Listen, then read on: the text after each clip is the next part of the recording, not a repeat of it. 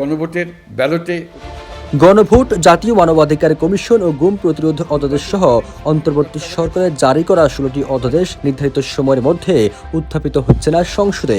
ফলে সাংবিধানিক নিয়ম অনুযায়ী স্বয়ংক্রিয়ভাবে বাতিল হয়ে যাচ্ছে এসব অধ্যাদেশ। এমন প্রেক্ষাপটে সামাজিক যোগাযোগ মাধ্যমে প্রশ্ন উঠেছে, কেন এসব অধ্যাদেশ সংসদে উঠছে না? এর পেছনে কি কারণ থাকতে পারে?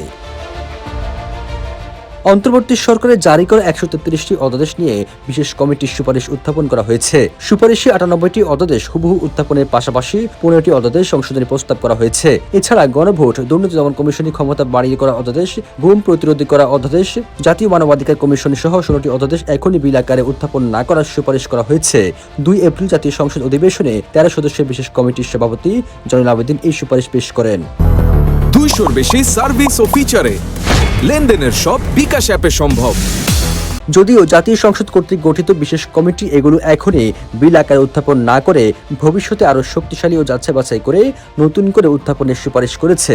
সংবিধানের 93 অনুচ্ছেদ অনুযায়ী অধ্যাদেশ জারির পর পরবর্তী সংসদ অধিবেশনের প্রথম বৈঠকে তা উত্থাপন করতে হয়। উত্থাপনের 30 দিনের মধ্যে সংসদ কর্তৃক অনুমোদিত না হলে সেটি কার্যকারিতা লোপ পায়। সেই হিসেবে আগামী 12 এপ্রিলের মধ্যে স্বয়ংক্রিয়ভাবে বাতিল হয়ে যাবে এই 16টি অধ্যাদেশ। গত 12 মার্চ জাতীয় সংসদের প্রথম অধিবেশনে 13 সদস্যের বিশেষ কমিটি গঠন করা হয়েছিল। কমিটি পরপর 3টি বৈঠকে 133টি অধ্যাদেশ যাচাই বাছাইয়ের কাজ সম্পূর্ণ করে। সবুজ আলম, নিউজ ডেস্ক, ইত্তেফাক।